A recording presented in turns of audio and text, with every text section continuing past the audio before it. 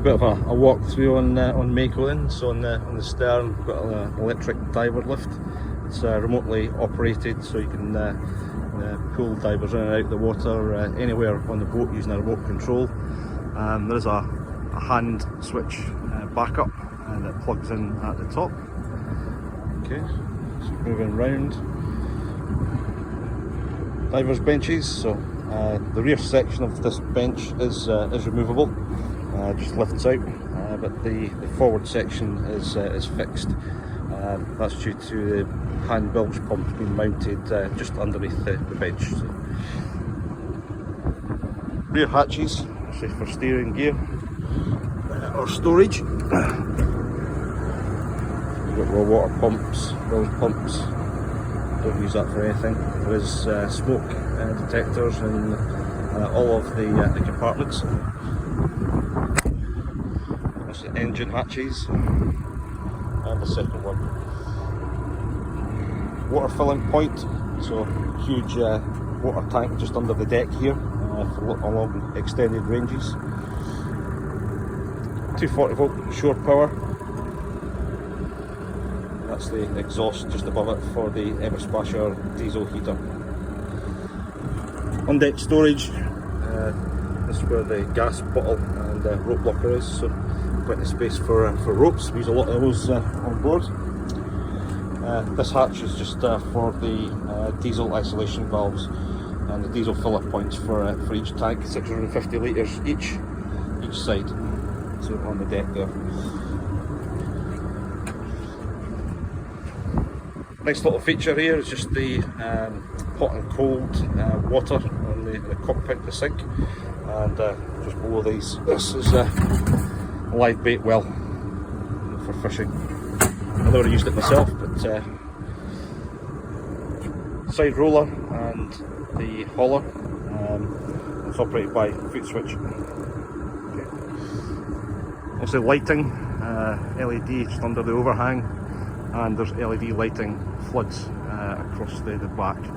There's a rear facing camera and obviously the usual navigation lights. There's an air sensor, VHF antennas, there's TV antenna, etc., GPS antennas. There's speakers on deck, on the side. Moving forward, to the left we've got the heads and shower. So it's an electric head, so no hand pumping or anything required. Electric button on the side there with a shower.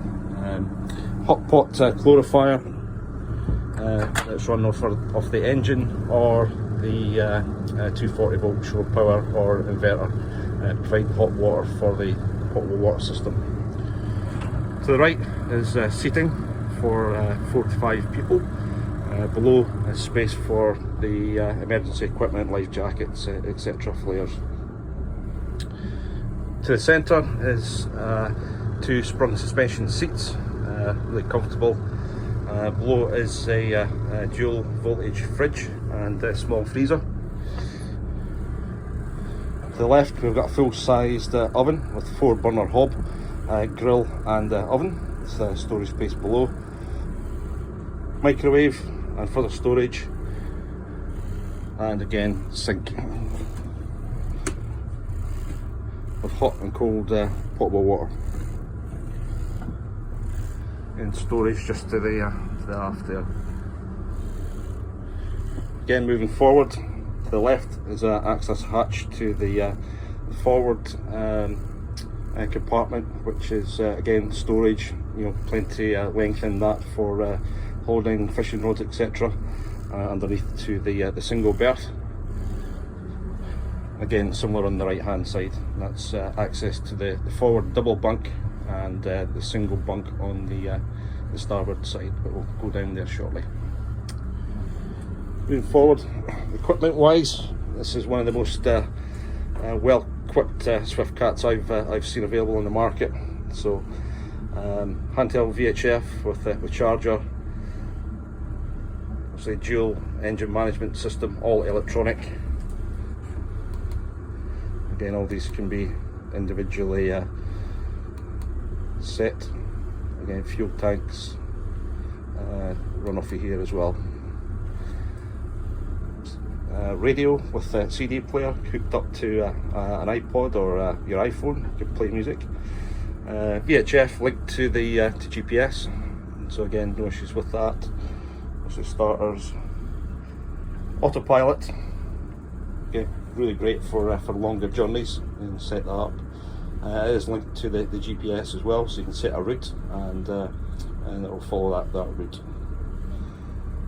This was for circuit breakers just to the back there, and this is the inverter. So it's about a 3 kilowatt inverter, so you can supply 24 volts throughout the boat while on the move, so great for charging batteries, etc. Rudder indicator, fuse panels, switch panels, wind indicator, bilge, and wiper controls with wash and auto park. So obviously Fruno system. There's a 3 kilowatt sounder that's on this, professional grade, and a NavNet 3D system as well. So with radar, GPS with maps for the UK.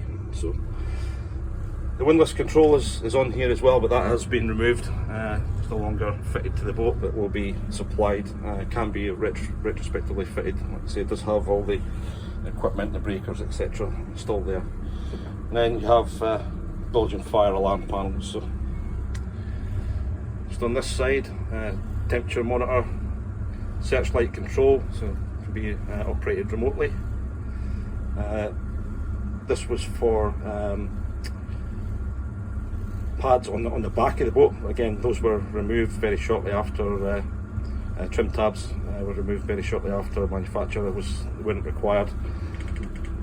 That's that. Rear facing camera, so this has a CD player in it as well, and hooked up to TV with remote control. Heating, so heating supplied from the engines through a matrix. It supplies your windscreens and cabin heating. There's also Everspasher diesel heater, and that's really effective. So moving down from cabin light.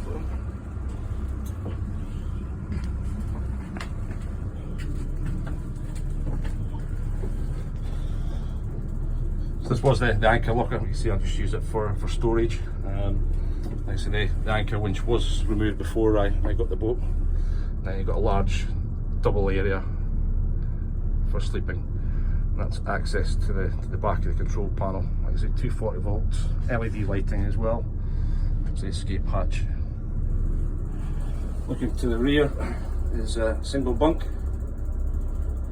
Quite a large single bunk. Again, that has 240 volts and LED lighting. Also fire extinguishers, all compartments to as per coding, speakers, etc. So just moving back.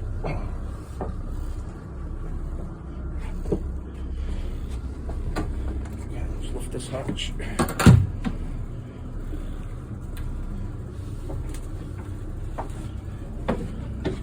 Again, slightly smaller bunk in this area.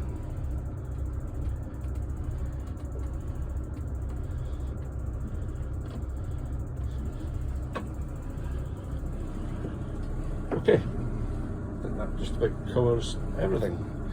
Hope this meets your requirements.